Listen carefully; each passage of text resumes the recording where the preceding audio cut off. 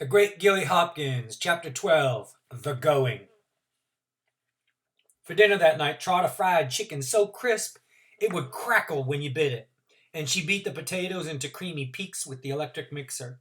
She had made Mr. Randolph his favorite green beans with ham bits, and for Gilly and W.E. there was a fruit salad with baby marshmallows. The sweet and sour smell of cherry pie filled the kitchen, where the four of them sat around the table without appetite for food or speech. Only William Ernest cried, big silent tears catching in the corners of the frames of his glasses and then spilling down his cheeks. Mr. Randolph, smaller and thinner than ever, sat forward on his chair with a shy half smile on his face, which meant he was just about to say something, but he never quite got it out. Trotta was breathing as hard as if she had climbed the stairs. She kept rearranging the serving dishes, as though just about to offer seconds. But since the 4 plates were still piled high, the gesture was useless. Gilly watched her and tried to decide how much Miss Ellis had told her. Did she know the Thanksgiving visitor was Gilly's grandmother? Did Trotta know? She hoped not. About that crazy letter? Had she said had she said that he was retarded? Her mind blanked in self-defense. Oh, God, don't let Trotta know. I never meant to hurt them. I just wanted...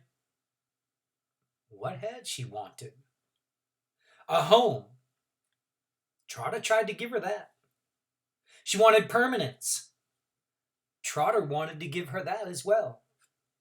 No, what she wanted was something Trotta had no power over. She wanted to stop being a foster child. The quotation marks dragging the phrase down, almost drowning it. She wanted to be real without any quotation marks. She wanted to belong and to be possessed by somebody. She wanted to be herself. She wanted to be the swan. She wanted to be the ugly duckling no longer. Kappa rushes, her disguise thrown off. Cinderella with both slippers on her feet. Snow White beyond the dwarfs. She wanted to be Galadriel Hopkins come into her own. But there was to be no coming. There was only to be a going. If y'all don't start eating this supper, I'm gonna... Trotta stopped, fishing around for a proper threat. She took a deep breath. I'm gonna jump up and down on this table, squawking like a 200-pound lovesick chicken. Really? William Ernest took off his glasses and wiped them into his pants to prepare for a better view. Mr. Randolph's fixed smile crumbled into a nervous titter. Gilly swallowed to clear her clogged-up throat, and she took a large, noisy bite of her drumstick. Now that's more like it. Trotta patted her shiny face with the tail of her spoon. With the tail of her apron. This was supposed to be a party, not some kind of a funeral. She turned to Mr. Randolph and she half shouted, Gilly's folks is from Loudoun County, Virginia, Mr. Randolph. Oh, that's lovely, lovely country, Miss Gilly. That's real Virginia horse country. You got horses, Gilly? I don't know, W.E. She found it hard to imagine the little pudgy lady on a horse. But who knew? Can I see them? Sure, if I got them, you can see them. She caught a flicked warning from Trotter over the boy's head, but Gilly ignored it. Oh, hell, it's not like I'm going to Hong Kong. You can just hop on a bus and come see me any time. Trotter was shaking her head. She put her hand over W.E.'s shoulder. W.E., when folks leave, William Ernest, honey, they got to have a chance to settle in and get used to things. Sometimes it's best to not go visiting right away. You know what? If you mean never, Trotter, then just say so. Is that it? Am I never going to see the 3 of you again? Are you going to stand by and let them rip me and fold me up and fly me away? Leave me a string, Trotter, she thought. Leave me a thread at least, damn it. No, she would tie her own. I'll write you a letter, W.E. The mailman will bring you a letter with your name on it, just for you. Me? Nobody else. She looked belligerently at Trotter, but Trotter was so busy making the meat platter and the salad bowl switch places that the expression was wasted. After supper, Gilly did her homework, knowing it was useless. Miss Harris would never see the neat figures, row on row, that proved that Gilly Hopkins had met and mastered the metric system. When she finished, she thought briefly of calling Agnes Stokes. But what would she say? Goodbye? When she'd never really even said hello. Poor Agnes. What would become of her? Would she stomp herself angrily through the floor, or would somebody's kiss turn her magically into a princess?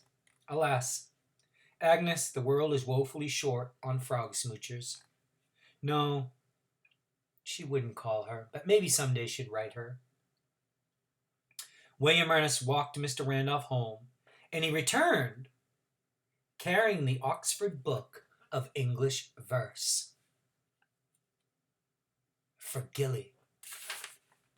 It was a farewell present from Mr. Randolph. Gilly, honey, you know what kind of present that is? Gilly could guess. It's like he tore a piece of himself and gave it to you. Gilly ran a finger over the wrinkled brown leather, which could almost have been a piece to Mr. Randolph, but the observation seemed kind of rude and raw, so she kept it to herself. She waited for Trotter to puff up the stairs to take W.E. to bed before she began to look for the poem. Our birth is but a sleep and a forgetting. The soul that rises with us, our life's star, hath had elsewhere its setting, and cometh from afar, not in entire forgetfulness, and not in utter nakedness, but trailing clouds of glory do we come from God who is our home. She didn't understand the poem any more than she had the first time. If birth was a sleep and forgetting, then what was death? But she didn't really care. It was just the sound of it all that she loved, the sounds that turned and fell in kaleidoscope wonder. And not in utter nakedness. Who would have thought that those 5 words could fall into such a pattern of light? And her favorite, trailing clouds of glory do we come. Was it all the L's that did it, or the mental picture that streaked comet-like across the unfocused lens of her mind? From God, who is our home. Again, the lens was unfocused. Was that God with the huge lap smelling of baby powder? Or was that home?